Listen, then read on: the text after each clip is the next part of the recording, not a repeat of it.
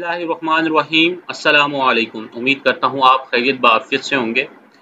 आज जो टॉपिक हम डिस्कस करने जा रहे हैं वो पार्टनरशिप बिज़नेस के ऊपर है और पार्टनरशिप बिज़नेस के ऊपर से जो इनकम किसी पार्टनर को ट्रांसफ़र होती है और ट्रांसफ़र होने के बाद वो अपनी इनकम टैक्स रिटर्न कैसे फ़ाइल करेगा, आज के टॉपिक में हम ये डिस्कस करने जा रहे हैं। तो चलें हम अपने लेक्चर को स्टार्ट करते हैं। सबसे पहले हम ऑलरेडी लॉगिन है एफबीआर के अंदर और एफबीआर के अंदर लॉगिन होने के लिए आपको पता है कि आपने अपना अगर सीएनआईसी नंबर डालना है और पासवर्ड जो भी आपकी एफबीआर की तरफ से आया होगा या आपने चेंज किया होगा उससे पासवर्ड की जगह पे पुट करके लॉगिन कर लेना है। तो ये आपके पास इंटरफेस ओपन होगा और इंटरफेस ओपन होने के बाद आपने आना है जी डिक्लेरेशन के अंदर और डिक्लेरेशन पे आने के बाद आपने आना है जी नॉर्मल रिटर्न के ऊपर। ये हमारे पास रिटर्न ओपन होगी और पीरियड सेलेक्ट कर लेंगे आप टैक्स ईयर 2022। जी ये हमारे पास देखें जी फॉर्म ओपन हो गया और इसको हम सारा इस तरह क्लोज कर लेते हैं ताकि फिर इसको हम डिस्कस कर सकें। ये फॉर्म है। इससे पहले इसको मिनिमाइज करते हैं और ये देखें पीएनएल प्रॉफिट एंड लॉस है। सबसे पहले एक चीज़ समझ लें, कभी भी देखें ये एक कंपनी है और डेटा एक्चुअल में डेटा लिया गया है। ये एक कंपनी है और इसका जो प्रॉफिट आ रहा है वो आ रहा है 2,62,00,000 रुपए इसका प्रॉफिट आ रहा है और ये दो पार्टनर हैं और 50-50 की पार्टनरशिप है। दोनों ने सेम कैपिटल इन्वेस्टमेंट की थी और जो भी प्रॉफिट शेयर होता है, जो भी इनकम आती है, तो दो हिस्सों में ये डिवाइड हो जाती है। तो इसको हम देख लेते हैं कि हम इसको डिवाइड बाय 2 कर देंगे। ये पूरा प्रॉफिट, ये बैलेंस शीट बनी हुई है, पूरी प्रॉपर बैलेंस शीट बनी हुई है। हमको जो अपने रिटर्न के लिए रिक्वायर्ड पार्ट है वो ये है, तो हम उसको क्या करते हैं, इस वैल्यू को डिवाइड बाय 2 कर देते हैं। तो 1% के अंदर ये वैल्यू यानी कि उसकी इनकम में जाएगी। अब फर्ज करें कि कोई इस बिजनेस के अंदर कोई 4 पार्टनर है या 3 पार्टनर है या 5 पार्टनर है, उनकी अलग अलग परसेंटेज होगी, तो उस परसेंटेज के हिसाब से ये जो प्रॉफिट है डिवाइड हो जाएगा सबके अंदर। तो इस कंपनी के अंदर सिर्फ 2 पार्टनर हैं तो डिवाइड बाय हमने 2 कर दिया, तो हमारे पास 1,31,00,000 की हमारी इस साल की जो है इनकम हमारी रिटर्न में लेके हम जाएंगे। तो ये हमारे पास इनकम आ गई। तो इसको यहाँ से हम कॉपी कर लेते हैं और वापस चलते हैं अपने रिटर्न की तरफ। और रिटर्न पे आने के बाद हमने क्या करना है, ये देखें ये बिजनेस के हेड पे आना है। बिजनेस के हेड पे आने के बाद हमने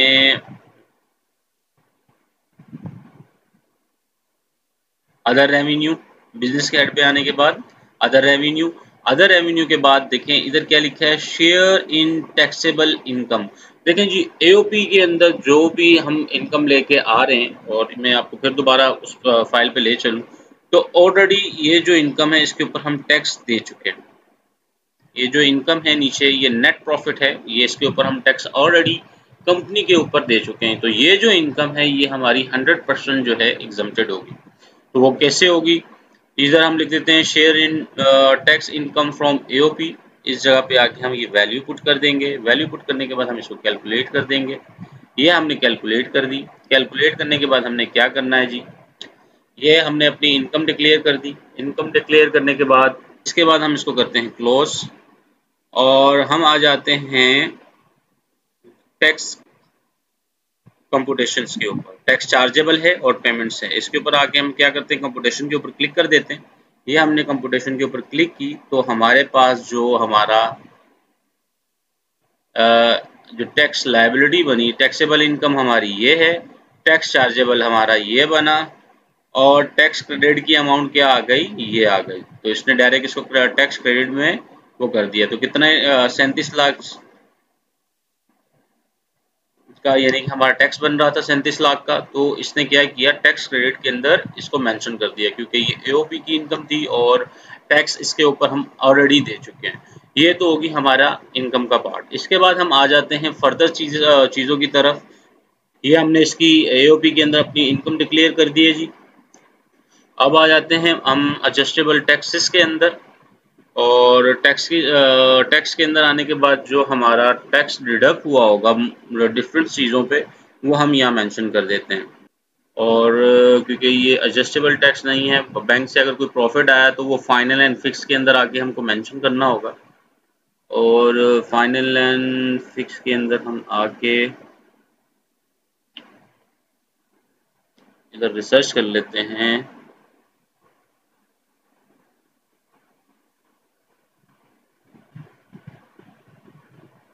ये आ गया जी, profit on debts under section 7B amount not exceeding 5 million. इससे पहले क्या करते थे हम, अदर सोर्स में आके रसीद एंड डिडक्शन के अंदर आके इस जगह पे ये कॉलम होता था। अगर आपको याद होगा तो प्रॉफिट ऑन डेब्ट्स के ऊपर ये कॉलम या नीचे कॉलम आता था। अब क्या किया है कि इधर सिर्फ प्रॉफिट ऑन डेट जो है 5 मिलियन से ऊपर की जो अमाउंट होगी वो यहाँ कंसीडर होगी, बाकी जो है वो इस जगह पे आ जाएगा फाइनल एंड फिक्स के अंदर।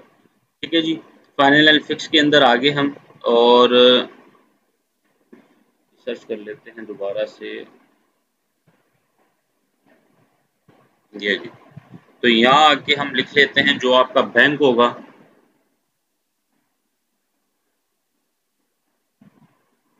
इधर हम मेंशन कर देते हैं कि जी मिज़ान बैंक है MBL, और यहाँ लिख देते हैं प्रॉफिट।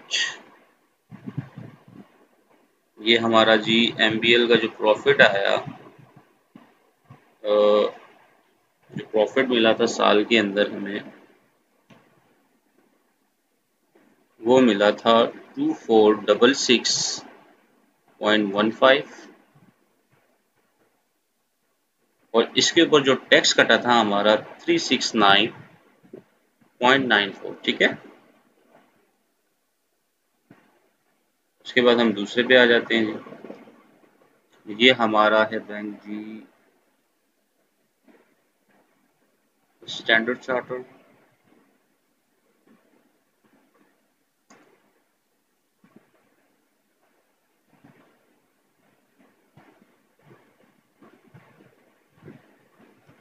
ठीक है जी, स्टैंडर्ड चार्टर्ड आ गया, और इसके ऊपर हम लिख देते हैं प्रॉफिट।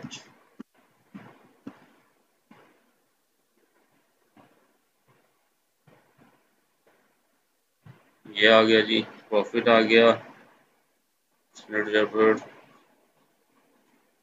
स्टैंडर्ड चार्टर्ड पे आके हम जीरो, इधर जो प्रॉफिट अमाउंट है वो 103,484.47 है, और जो हमारा इसके ऊपर टैक्स डिडक्ट हुआ वो 15,522.67, ये हमारा टैक्स डिडक्ट हुआ।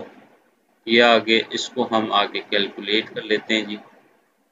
ये हमने कैलकुलेट कर लिया, 105,951 का हमारा प्रॉफिट था, और 15,893 हमारा टैक्स इसके ऊपर डिडक्ट हुआ, और चार्जेबल कितना बना 15,893, सेम हमारा जो टैक्स है इसके ऊपर बना। अच्छा जी, इसके अलावा अगर कोई आपका टैक्स डिडक्ट हुआ है वो आप मेंशन करेंगे। जैसे अब आ जाते हैं, ये फाइनल टैक्स था, फाइनल एंड फिक्स टैक्स के ऊपर हमने ये मेंशन कर दिया क्योंकि इसकी जो नेचर है वो फाइनल टैक्स की है। अब आ जाते हैं जी एडजस्टेबल टैक्स के अंदर। अब ऐसे टैक्स जो हमारे इंटरनेट के ऊपर, यानी कि अगर कोई हमने डिवाइस इंटरनेट की यूज़ कर रहे हैं उसके ऊपर जो टैक्स डिडक्ट हुआ होगा वो हम सबसे पहले ले लेते हैं 236(1) का D है इंटरनेट बिल। इंटरनेट बिल के ऊपर हमारा जो टैक्स कटा हम वो मेंशन कर देंगे।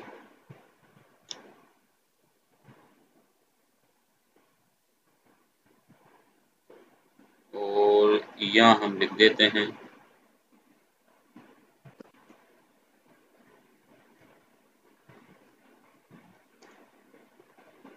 ठीक है जी।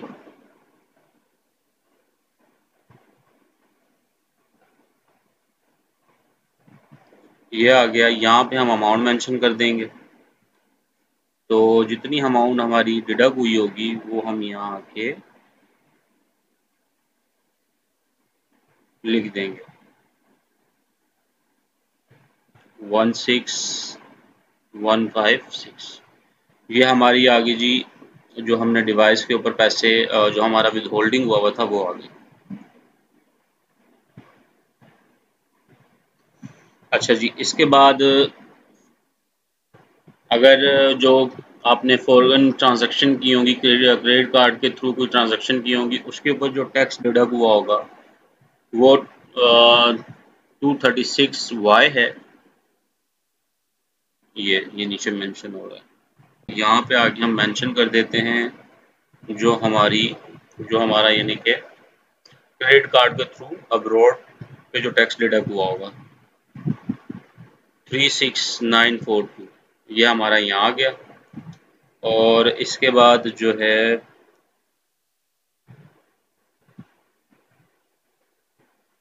प्रॉपर्टी ट्रांसफ़र, कोई प्रॉपर्टी हमने ट्रांसफ़र की है, या ये देखें परचेज या transfer of immovable property section 236 के है, वो हम यहाँ मेंशन कर देंगे। कितना टैक्स कटा था उस पर, 45,000 रुपये उसके ऊपर कटा था, तो ये वैल्यू भी हमने यहाँ मेंशन कर दी और इसको कैलकुलेट कर लिया। ये टोटल हमारा जो एडजस्टेबल टैक्स आ गया वो 98,098 की अमाउंट हमारी एडजस्टेबल की आ गई। अब आ जाते हैं हम दोबारा फाइनल उसके ऊपर टैक्स चार्जेबल के ऊपर और फिर कंप्यूटेशन के ऊपर। हमारी लाइबिलिटी ये बनी, ये हमारा विद होल्डिंग हुआ 113,991 और 98,098 का हमारे पास रिफंड आ रहा है। ठीक है, जो हमारा ये जो उसके ऊपर कटा था बैंक के ऊपर, बैंक का जो टैक्स है फुल एंड फाइनल होता है, वो कभी भी एडजस्टेबल नहीं आएगा। एडजस्टेबल टैक्स के अंदर जो वैल्यूज हमने भी डाली, जैसे इंटरनेट और अब्रॉड पे जो हमने क्रेडिट कार्ड के थ्रू या पेमेंट की थी, जो परचेजिंग की थी वहाँ पे उस क्रेडिट कार्ड के थ्रू, उसके ऊपर जो हमारा टैक्स डिडक्ट हुआ वो मिल जाएगा।